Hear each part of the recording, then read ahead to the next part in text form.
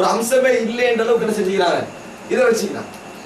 சகோதரர்களே, உலகத்துல இயல்பா விளைக்கொள்ள விஷயம் அல்லாஹ் தஆலா திருமணம் என்றதன் மூலம்தான் ஒரு சமூக அங்கீகாரமாகவும் குழந்தை பெறுகிறதுக்கு ஒரு வழிமுறையாகவும் அல்லாஹ் தஆலா திருமணத்தை தான் என்ன செஞ்சுக்கிறான், ஆக்கிக்கிறான். மற்ற இதுல சேஃப்டியும் இல்லை, பாதுகாப்பும் இல்லை, பெண்களுக்கு உரிமை கிடைக்க போறதும் இல்லை. அதுக்கு மாற்றமான ஒரு முறையை தேடக்குள்ள அதை என்ன செய்யும், எங்களை கொண்டு போய் வேறங்கே விட்டுரும். அதனாலதான் விபச்சாரம் என்ற விஷயத்துல இஸ்லாம் எடுத்த சட்டங்கள் போட்ட விதிகள் உலகத்துல எந்த மதமும் எந்த மார்க்கமும் போட எந்த அளவுக்கு இஸ்லாம் போடு தெரியுமா? குற்றச்சாட்டு, விபச்சாரம் என்ற குற்றச்சாட்டு வைக்கிறதுக்கு இஸ்லாம் பல சிஸ்டத்தை அதில் உண்டாகுது.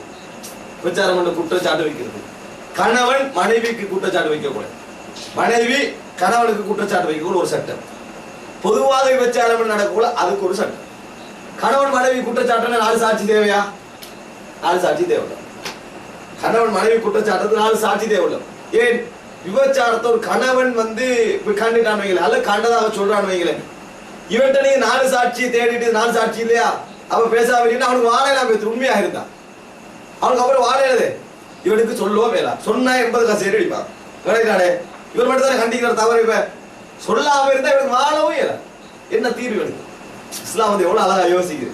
இஸ்லாம் என்ன சொல்லுதுன்னா, கணவனா அப்படி கண்டுட்டியா சரி பழக்க போட்டு என்ன செய், சத்தியம் பண்ணி 4 முறை அல்லாஹ்வின் மீது ஆணையாக இவர் இப்படி நடந்தார், நான் எனக்கு கண்ணால கண்டேன், அப்படி இல்லை என்றா எனக்கு அல்லாஹ்வுடைய அழிவு உண்டாகட்டும். பகிரங்கமா சத்தியம் பண்ணணும் கோர்ட்ல.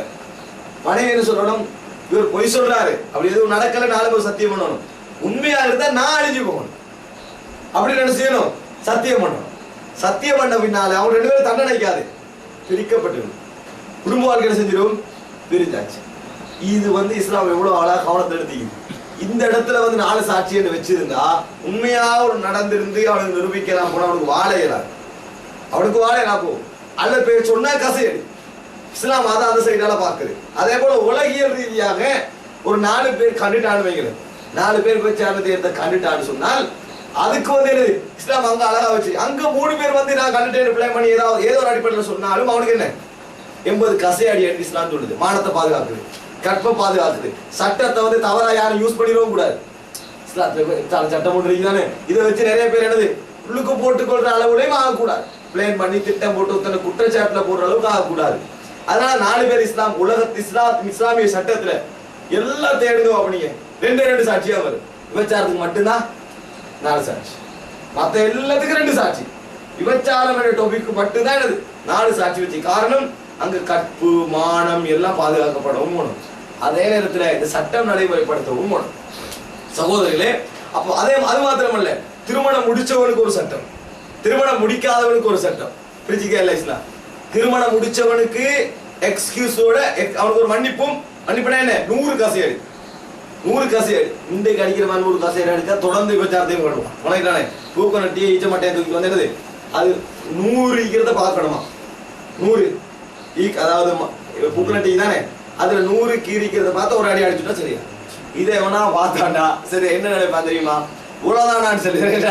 அப்ப இது பெருகு மேலே இது குறையாது. அதே நேரத்துல சிலவங்க என்ன செய்வாண்டா, மட்டையோட வச்சுக்கிட்டு சின்ன மட்டையோட வச்சுக்கிட்டு இப்படி கை வளையப்படாது, அடிக்கப்படாது, இப்படி காத்தா வீசுறீங்க சரியானே, இப்படி அடிப்பான்.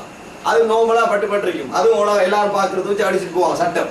இதையே அந்த பள்ளி நிர்வாக தலைவர் செஞ்சா அடிக்கணுமா, என்ன செய்யற அவரை அவங்களே எல்லாம் மன்னிப்பா, அவரை மன்னிக்க மாட்டானா அப்படின்னு சொல்லி அவர் தனியார் பத்தவ கொடுத்து அவரை அனுப்பிடுறது. அது ஒரு விபச்சார சட்டத்துக்கு வச்சு சட்டங்கள். இஸ்லாமிய அடிப்படையில அடிச்சா கசையால் அடிச்சா கசையடி என்றது அது கம்பாய்க்காது, தோளா தான் இங்க அடிச்சா என்ன செய்யும், அது நேரையா வரும். இப்படி விளையாட்டா அது ஒழுங்கா படத்தை உரியத்தான் ஓணும். இங்க செஞ்ச வேலைக்கு 100 கசையடி முதுகு உரியத்தான் ஓணும். அதுக்கு தான் 100 கசையடி சொல்றது. அவர் இப்படி வச்ச ஒரு சட்டத்தை விளையாட்டு அளவுக்கு கொண்டு போயிடல. இலங்கையில அந்த சட்டத்தை நடைமுறைப்படுத்துறதுக்கு இஸ்லாமிய ஆட்சியில் இல்லைங்க. இப்போ முஸ்லீம்கள் எல்லாம் உரிமையா சேர்ந்து களவெடுத்தா கைவெட்ட வேண்டும் இருக்குதானே. இப்போ முஸ்லீம்கள் எல்லாம் உரிமை போராட்டம் செஞ்சு நாங்கெல்லாம் களவெடுத்தா கைவெட்ட போறோம், உரிமை நாங்க அரசாங்கம் என்ன செய்வாங்க நினைக்கிறீங்க? நாங்கெல்லாம் களவெடுத்தா கைவெட்ட போறோம், முஸ்லீம்கள் எனது குற்றவியல் சட்டத்தை இலங்கை நடைமுறைப்படுத்த போகிறோம் அப்படின்னு ஒரு ஆர்ப்பாட்டம் செஞ்சு கவர்மெண்ட்ல உரிமை கேட்டா என்ன செய்வாங்க நினைக்கிறீங்க? குடிச்ச எல்லாரும் இவன்ல போடுவானா? இவன்ல போட மாட்டான். முதலா சட்டத்தை டக்குனு பாஸ் பண்ணிடுவான், நினைக்கிறானே அவசரமா பாஸ் பண்ணிடுவான். ஏன் இவன் நீங்க வேத்த எங்கேயாவது சிங்கள பௌத்தர வீட்டுல களவெடுத்தீங்கன்னா கையை வெட்டி விட்டுருவான். அவன் வந்து உங்கள்கிட்ட களவெடுத்தா வெட்ட மாட்டான். ஏன் உங்களை வெட்ட விளையாட நீங்க சட்டம் கேட்டாங்க, நீங்க எங்கேயா மூத்து களவெடுத்துட்டு அவன் அவனோட சட்டம் அடிப்பட்டு உங்களை கையை வெட்டிடுவோம் சொல்லுறது, கையை வெட்டிடுவான். அவன் வந்து களவெடுத்து அவன் சட்டம் அடிப்பட்டு அவனை 1 மாசம் வச்சு செஞ்சு விடுவாங்க, வெளியே அனுப்பி விடுவோம். தேவையாது. அப்ப ஒரு நாட்டில் ஒரு சட்டத்தை நடைமுறைப்படுத்துறதுல 7 மாதிரி இருக்கணும், சாத்தியமா இருக்கணும், அதிகாரப்பூர்வ உரிமை இருக்கணும், எல்லாருக்கும் அப்ளை பண்ற மாதிரி இருக்கும். அதை விட்டு போட்டு பண்ணி நிற்கிற நிர்வாகிகள் எல்லாம் அப்படி செய்வோம் இப்படி செய்வோம் இஸ்லாம் சொன்ன சட்டமா இது? அதுக்கு இதுக்கு சம்பந்தமே இல்லை. இன்னொரு ஆள் சொல்லிக்காரு, அதுலயே கொஞ்சம் பேர் ஸ்ரீலங்கா அடிப்படையில வந்து இங்க செய்யல, நீங்க சவுதி போக மாட்டாங்க இங்க செய்யலாம். அப்ப அவர் இதுக்காக வேண்டி 1 லட்சம் செலவழிச்சு சவுதி போகணும். அப்ப மக்கள் தான் இப்ப சட்டத்தை நடைமுறைப்படுத்துற ஈரான் கட்டி வேற போகணும், தண்டனை வாங்க. இது வந்து விளையாட்டு. நீ வாழ்ற நாட்டுல அப்படி இல்லையா, உனக்கு அந்த அதிகாரத்துக்கு கீழே நினைக்கிறப்ப என்ன செய்ய? நீ செஞ்ச பெரிய ஒரு தவறு, தௌபா செய். தௌபா செஞ்சு அல்லா மன்னிச்சுட்டேன்னு மௌத்து வரைக்கும் நினைக்காத. மன்னிப்பான் நினைச்சு மன்னிக்கணும்னு ஆசை, மன்னிச்சிருப்பான்னு என்ன. ஆனா என்ன செய்யணும்? தொடர்ந்து மௌத்து வரைக்கும் தௌபா செஞ்சுட்டீங்க, நல்லா மன்னிக்கலாம். இதோட்டு போட்டு பூக்கரட்டையும் மட்டையை அடிச்சு போட்டு மறுபடியும் என்ன செய்யலாம்? போறான் அடிச்சாச்சு ஹசரத்து பாசத்து பூக்கரட்டை ரெடியா வச்சுக்கணும்னு சொல்லிட்டு போய் தெரிஞ்சு வந்துருவான். ஏன் இந்த பூக்கரட்டையை பார்த்தா மலகிட்டா? இதெல்லாம் ஒரு தவறான ஒரு பழக்க வழக்கம். இஸ்லாமிய சட்டத்தை வந்து ஒரு கொச்சையாக்கு. இது வந்து கிராம ரீதியாக சரியாக்கலாம், உலக ரீதியாக ஒரு மேற்கத்திய ரீதியான சட்டத்தை பேசினா என்ன செய்யறது? பூக்கரட்டியே எல்லா ஊர்ல என்ன செய்யறது? எப்போ மரமிக்க ஊர்ல அது மட்டுமே ஒரு ஊர்ல இருக்கணும். அங்க என்ன செய்யறது? பூக்கரட்டை தேடி அதுல 100 தேடணும், 100 பேர் வைக்கணும். இதெல்லாம் தவறான நம்பிக்கை. இஸ்லாத்தை பொறுத்த வரைக்கும் விபச்சாரம் என்ற விஷயத்துல சட்டங்கள் அது இது போடப்படுற எல்லாமே இஸ்லாம் கிளியரா வச்சிருக்கு.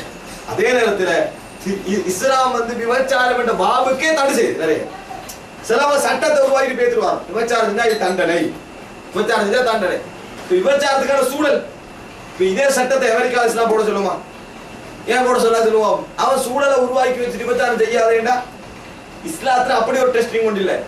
இஸ்லாத்துல வந்து அப்படி ஒரு டெஸ்டிங் ஒன்று இல்லை. இஸ்லாத்தை பொறுத்த வரைக்கும் என்னது? ஒரு எல்லையோட அளவோட இருக்கு, எல்லாத்துக்கும் வழிமுறை செய்யும். லா யஹ்லுவன்ன ரஜுலும் மிம்ராத்தின் இல்லா கான தாலிசுஹுமா ஷைத்தான். ஆணும் பெண்ணும் தரித்திருக்க வேண்டாம், இதுதான் 3வது என்னது? ஷைத்தான் இருப்பான். இஸ்லாத்துல முதல் சட்டம். இப்ப இஸ்லாமிய ஆட்சியில யாரா இப்படி இருக்கிறது கண்டா இஸ்லாத்துல சட்டம் என்ன? அவனுக்கு ஏற்கனவே 2 கசேரி கொடுக்கப்படும் அல்லது உரிய நடவடிக்கை அவனுக்கு என்ன செய்ய? ஒழுக்காட்டு நடவடிக்கை எடுக்கப்படும், நேரத்தோட நடக்கும். அடுத்தது பெண்கள் நினைச்ச மாதிரி பேசுற ஆண்களை விபச்சாரம் செய்ய வேண்டாம்ன்றதும் பிள்ளை. பெண்களுக்கு என்ன செய்யப்படும்? இஸ்லாமிய ஆடை போடப்படும். இந்த ஆடையோட தான் நீங்க என்ன செய்யணும்? தெரியணும், போகணும், வரணும், இந்த டைம்ல போகணும், இந்த டைம்ல வரக்கூடாது, எல்லாம் என்ன செய்யும்? சட்டம் போடப்படும். சரி, அபாயா போட்டு அத்தர் போட்டு வரணுமா? இஸ்லாம் மனம் பூசாத, இங்க தூண்ட, அதாவது ஆண்களுடைய எண்ணங்களை தூண்டி விபச்சாரத்துக்கு அழைக்காத, அப்படி போனா விபச்சாரினான் எல்லாத்தையும் தடை செஞ்சுட்டு தான் இஸ்லாம் என்ன செய்யுது? தண்டனை கொண்டு போடுது. சும்மா தண்டனை கொண்டு போடுறது கொடுமையான சட்டம், அடமையான சட்டம் எல்லாம் சொல்லுவாங்க.